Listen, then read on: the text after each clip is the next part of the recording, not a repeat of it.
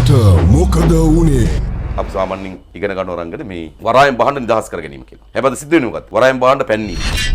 අනිවාර්යෙන් පරීක්ෂාවට ලක් කළ යුතු බහලුම් 323ක් කිසිදු පරීක්ෂාවකින් තොරව නිදහස් කිරීමට රේගු ඉහළ කළමනාකාරීත්වයේ කටයුතු කර ඇති බව රේගු නිලධාරීන්ගේ සංගමය පවසනවා. මේ 323 අතරින් අතිමහත් බහුතරය බහලුම් රෙඩ් වශයෙන් සලකුණු කරන ලද බහලුම්. මෙහෙම භාණ්ඩ සමාජයට මුදා හරින්න කාටද නීතිමය අවසරයක් තියෙන්නේ? වරායේ රතු ලේබල් බහලුම් මුදාහැරීම කමිටුවට මාස 4යි වාර්තාව තාම නැහැ. රේගුව විසින් කන්ටේනර් 323ක් රිලීස් කරා. ඒ 323 අද වෙනකන් අපිට බැරි වුණා ඒක සභාගත කරන්න කාගේ කන්ටේනර්ස්ද කියලා. පහුගිය ආණ්ඩුවේ සමහර ඇමතිවරුන්ගේ ලයිස්තු හැමදාම එළියට ආවා. Tamanගේ ආණ්ඩුව යටතේ වෙච්ච මහා වංචාවන කන්ටේනර් 323ක් රේගුව පරීක්ෂා නොකර එළියට දාපු ඒවා ගැන ලයිස්තු එළියට දාන්න. රටට මොකද වුනේ?